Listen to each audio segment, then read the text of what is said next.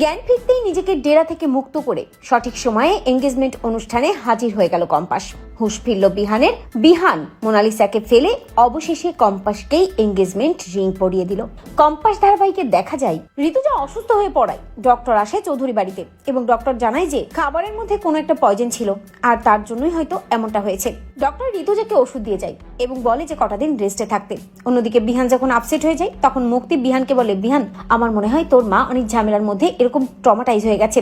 তুই একটা কাজ কর বিহান, তুই মোনালিসাকে বিয়ে কর আর তারপর সুখে শান্তিতে সংসার কর, সবাই খুশি হবে। ঠিক তখনই টিভিতে নিউজ দেখাতে থাকে কম্পাস ডিকে পুলিশের হাতে তুলে দিচ্ছে। ডিকে অ্যারেস্ট হয়ে গেছে। সবটা দেখার পর বিহান আরো খেপে যায়, ভাবতে থাকে কম্পাস তুমি আমাকে না জানিয়ে এত কিছু করে ফেললে। ঠিক আছে, আমি মোনালিসাকেই বিয়ে করবো এবার। সামনের ফ্রাইডেতেই হবে মোনালিসার সাথে আমার এঙ্গেজমেন্ট। এই বলি মুক্তিকে সব ব্যবস্থাই করতে বলে বিহান। মুক্তি খুব খুশি হয়ে যায় এবং মোনাকে ফোন করে বলে, মোনা বিহান তোমার সাথে এঙ্গেজমেন্ট সারতে চাইছে আর এবার আমি নিজে হাতে সবকিছুর অ্যারেঞ্জমেন্ট করব। যত তাড়াতাড়ি সম্ভব এই এঙ্গেজমেন্ট আমাদের কমপ্লিট করতে হবে, যাতে ওই কম্পাস বিহানের জীবন থেকে, বিহানের মন থেকে, সবকিছু থেকে মুছে যায়। বাড়ি ফিরে এলেও কম্পাসের জন্য কোনো জায়গা না থাকে। মোনালিসাও খুব খুশি হয়ে যায়। ছুটে গিয়ে তার দাদুকে জড়িয়ে ধরে বলে, দাদু জানো তো বিহান আমার সাথে এঙ্গেজমেন্ট করবে বলেছে, আমাকে আংটি পরাবে আর তারপর ওর সাথে আমার বিয়ে হবে। অভিজ্ঞান দত্ত খুশি হয়ে যায় আর সব ব্যবস্থায় ওরা করে ফেলে। অপরদিকে কম্পাস ডিকে পুলিশে দেওয়ার পর ভাবতে থাকে, বিহান স্যার এবার সময় এসেছে, আমি আপনার কাছে ফিরবো, আপনার কম্পাস আপনার কাছেই ফিরবে। তবে মেঘমালা কম্পাসকে ফোনে জানায় যে নেক্সট ফ্রাইডেতে কিন্তু বিহান মোনালিসার সাথে এঙ্গেজমেন্ট সারবে, এমনটা অ্যানাউন্সমেন্ট করে দিয়েছে। কম্পাস মেঘমালাকে বলে, দিদিভাই তুমি চিন্তা করো না, আমি ঠিক সময় মতো বিহান স্যারের সাথে কথা বলে নেব আর বিহান স্যারের মন থেকে সমস্ত অভিমান আমি মুছে দেবো। মেঘমালা কম্পাসকে বলে, দেখ কম্পাস দেরি না হয়ে যায়, বিহান কিন্তু তোর উপর খুব রেগে আছে আর যা করছে খুব রেগেই করছে। এরপরে দেখা যায় এঙ্গেজমেন্টের দিন মুক্তি খুব খুশি হয়ে সবকিছু রেডি করতে থাকে, কিন্তু বিহানের মন প্রাণ জুড়ে শুধু তো কম্পাসই থাকে।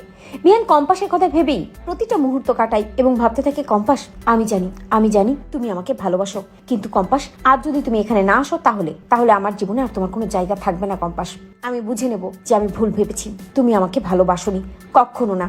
অন্যদিকে দেখা যায় এঙ্গেজমেন্টের অনুষ্ঠানে আসবে বলে কম্পাস রাস্তা ধরে হাঁটতে থাকে, কিন্তু ডিকের গুন্ডারা কম্পাসকে কিডন্যাপ করে নেয় এবং কম্পাসকে অজ্ঞান করে অন্য একটা ডেরার মধ্যে নিয়ে গিয়ে কম্পাসকে বেঁধে রাখে।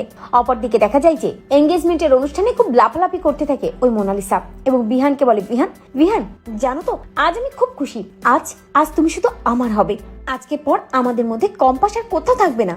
বিহান মোনালিসাকে বলে, মোনালিসা বেশি কথা আমার ভালো লাগছে না। এই বলে বিহান চুপচাপ অন্য একটা জায়গায় গিয়ে বসে।